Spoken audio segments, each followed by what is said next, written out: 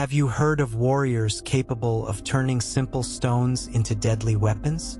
Imagine a group of soldiers so skilled that they were feared by their accuracy, capable of launching projectiles at impressive speeds, destroying shields, armor, and even enemy structures. These masters of precision did not use swords or spears, but dominated a seemingly simple weapon that made them indispensable in some of the largest battles of antiquity. Today you will discover the secrets behind the Honderos Balearic, the simpers of the Roman legions.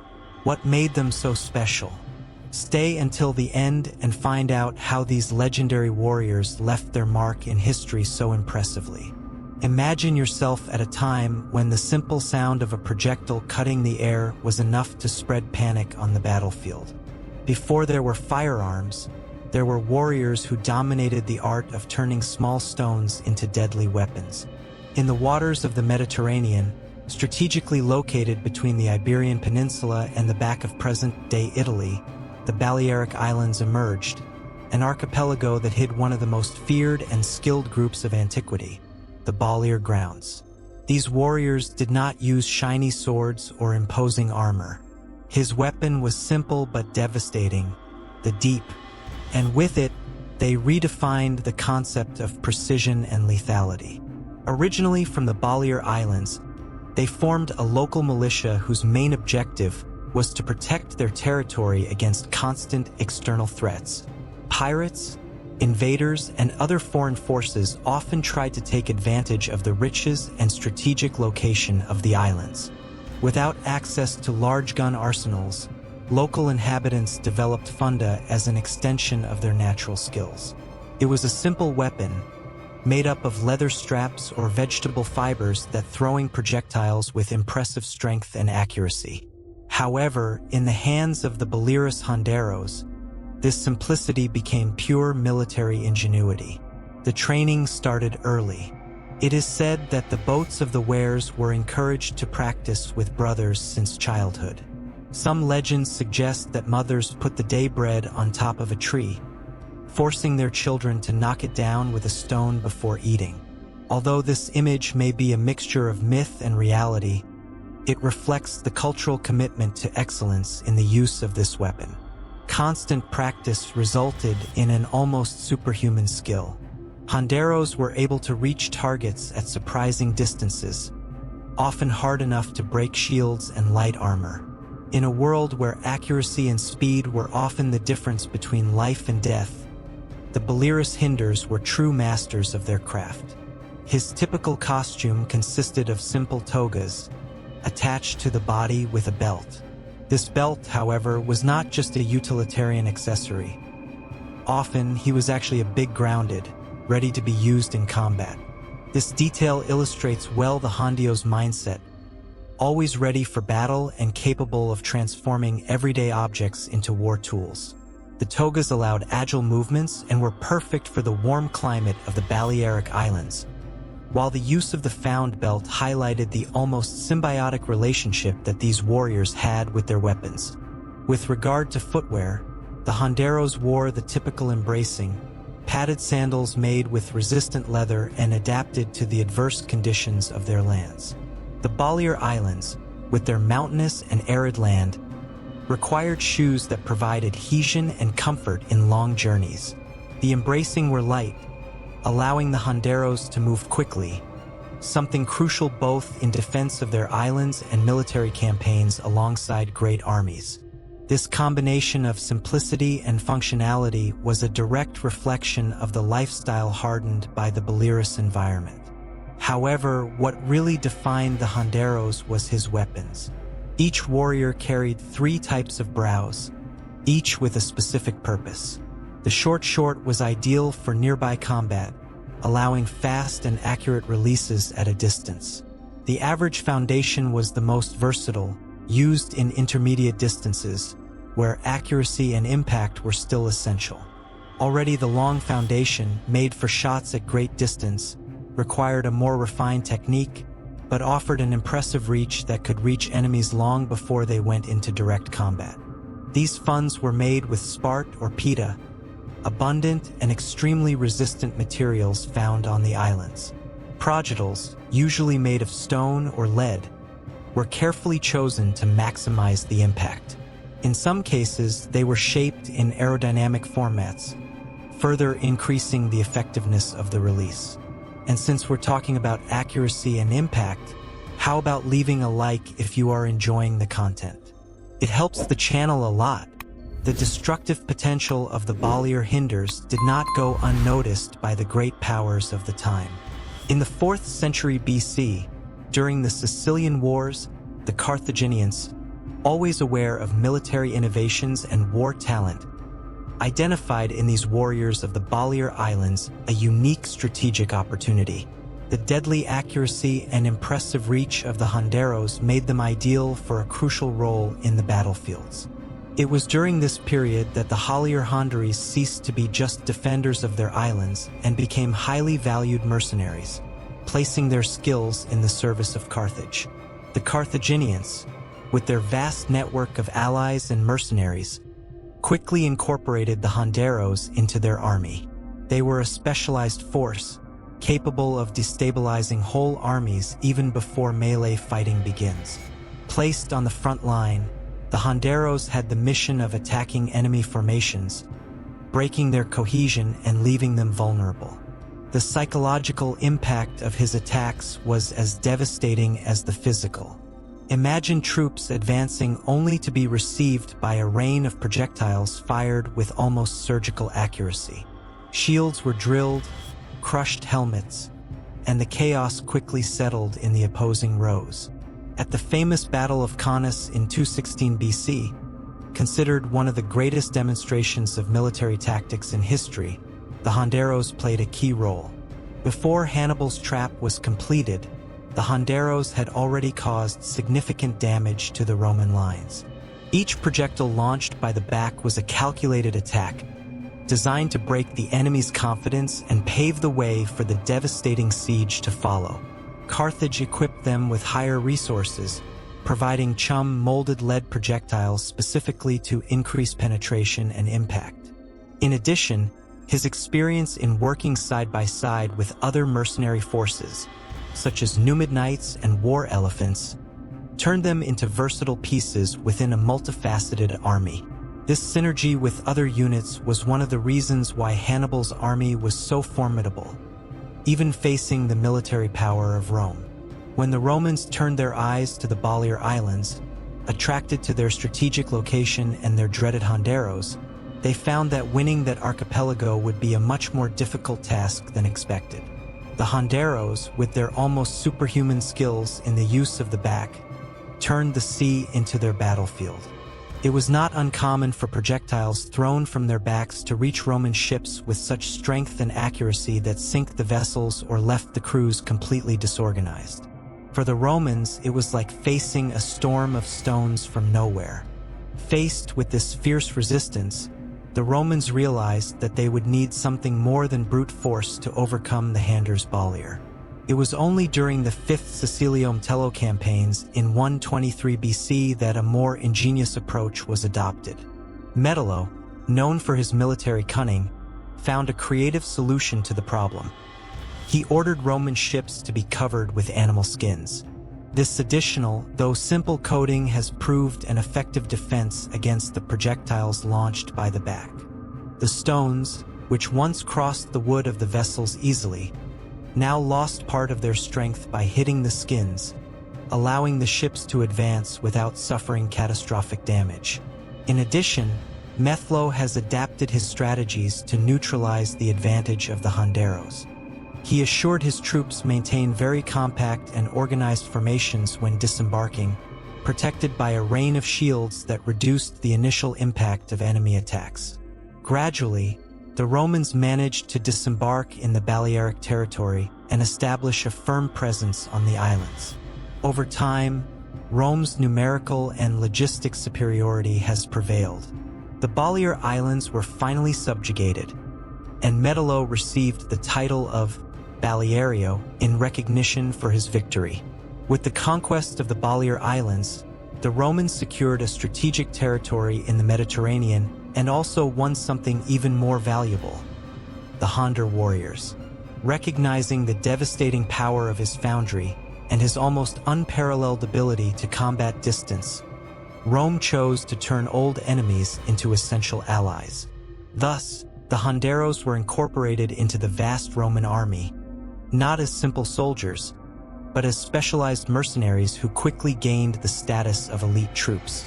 The Honderos whalers played a vital role in various military campaigns, where their unique skills were explored to the fullest. Among the most notable records of his participation are the Gallic Wars led by Julius Caesar. Caesar, known for his military genius and the way he used each unit of his army with surgical accuracy, found in the Honderos an indispensable resource in the haulier. Strategically positioned, these warriors were often used to weaken enemy lines before the advance of the Roman legions. Their funds, which launched projectiles with deadly precision at great distance, served as the first wave of attack, causing disorder and paving the way for Roman infantry. The deep wares were battlefield control tools. It is in a defensive formation, surrounded by companions, just to hear the sound of projectiles whistling through the air, hitting brutal force around it. This constant pressure was sufficient to destabilize even the most disciplined troops. Honderos were not just skilled combatants. They created a significant psychological impact on enemy armies. The speed with which the Honder could launch the projectiles was a testimony of their technical ability. Using their foundation with incomparable dexterity, they were able to reach speeds of up to 240 kilometers per hour. This release power was not just impressive but devastating. A projectile fired at this speed had enough energy to cross enemy defenses and even cause light structural damage, turning a simple founder into a weapon of frightening destruction. The Honderos' foundation technique was a spectacle in itself. The process began with the careful selection of the projectile, which was positioned in funda. With fluid movements, Honderos spin the deep above the head in a circular arch, accumulating kinetic energy with each rotation. Gyro was not done in a disorderly way. Each movement was calculated, with the speed and angle perfectly adjusted to ensure maximum accuracy and range. When the right moment came, Hondero released one side of the funda, launching the projectile with devastating force. This seemingly simple movement required years of practice to be dominated.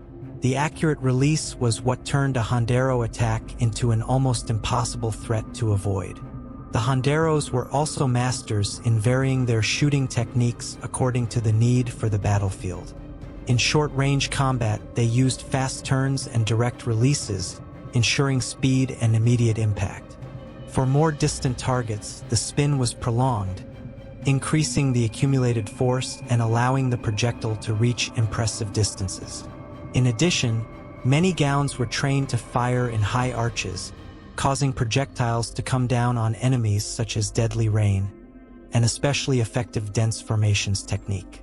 In addition to their natural ability, the Honderos have incorporated Roman tactics into their style of combat, becoming even more lethal under the command of experienced generals.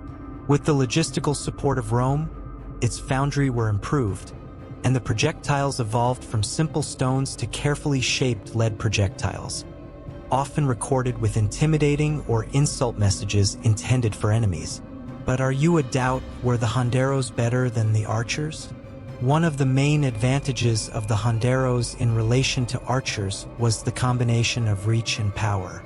The deep were able to release projectiles at impressive speeds, reaching distances of up to 300 meters in ideal conditions. More than that, the force generated by the shot was scary. As stated, these projectiles could destroy shields. Comparatively, archers of the time could reach targets at similar distances, but often they did not have the same gross power to penetrate more robust defenses. This difference made Honderos especially effective against armored units and fortresses, where accuracy and impact force were indispensable. In addition, the Honderos had a considerable advantage in terms of cost and accessibility. While the manufacture of arches and arrows required specific skill, time and materials such as flexible wood, animal tendons, and arrow tips. The back were simple tools made of abundant materials such as leather or vegetable fibers. Similarly, the ammunition of the Honderos, such as lead stones or projectiles, were easier to produce and transport in large quantities than arrows. This meant that, with proper training, the Honder could be mobilized quickly and equipped at a significantly lower cost, making them a highly efficient option for armies that needed distance force without compromising the budget. However, no unit was perfect, and the Honderos also had their limitations, especially when compared to archers. The main disadvantage of the back was the need to fire in a straight line. Because of the launch technique, the Honderos could not produce high arch shots, something the archers mastered with mastery. This ability to throw in parable allowed archers to reach targets that were protected by obstacles or hidden behind barriers. In addition, arc shots could be used to saturate an area with arrows, making archers more effective in large-scale combat where the goal was to reach large groups of enemies at once. The Honder, on the other hand, needed a clear and straightforward field of vision to maximize their effectiveness, which limited the number of combat lines in which they could operate simultaneously. Another disadvantage was in training. Although the Hans were absolute experts in the use of the back, this ability required years of continuous practice, often since childhood, to be dominated. The archers, although they also needed training, could be prepared in a relatively shorter period. This made the Honderos an elite force, but less flexible in terms of mass mobilization. One of the most intriguing features of the Honderos was his refusal to receive cash payment. For them, gold or silver coins, so valued by other mercenaries, had little or no practical utility. Instead, they preferred to be compensated in kind, with items that had direct and immediate value in their daily lives. Among the most requested payment methods were oil, wine, and even women. Oil, essential in its homeland for personal food and care, and wine, a drink associated with both pleasure and cultural exchange with other civilizations, were resources of great practical value. By rejecting money and prioritizing tangible goods, the Honderos demonstrated pragmatism that reflected their simple lifestyle connected to basic needs. This approach was also manifested during prisoners' exchanges, where his vision on human trade caused perplexity among other peoples. For the Honderos, women captured in battle were often considered more valuable than enemy soldiers. Although the practice of capturing women was common in antiquity, the Honderos seemed to give an even greater emphasis on obtaining them as a form of payment or compensation. This behavior, albeit shocking to modern standards, was an expression of the social and economic norms of their time. Balearic Honderos have left an indelible mark in the military history of antiquity, being remembered as warriors who turned a simple weapon into a deadly precision tool. Its legacy transcends the battles in which they played crucial papers, whether in the Hannibal campaigns during the Punic Wars or under the command of Roman generals in conflicts such as Gallic Wars. The skill, discipline, and ingenuity of these warriors have ensured that their name was eternalized as one of the most effective elite forces of their time. Over the centuries, the brow was no longer used as weapons of war, but the spirit of the Balearic Honderos has never completely disappeared. In the Balearic Islands, the practice of the funda was kept alive, not as a military tool, but as a cultural tradition that connects the present to the past. Today, the back launch is considered a sport in the region, with competitions that attract participants and viewers interested in reliving this ancestral art. Now I want to know about you. Have you wondered how amazing it must have been to witness these Honder in action? What did you find most impressive about them? Count here in the comments. If you liked the video, click the screen to learn more about Canis Pugnax, the Roman soldier's combat dog. Do not forget to leave a like and subscribe to the channel for more content like this. Activate the bell not to miss any new video. Until next time.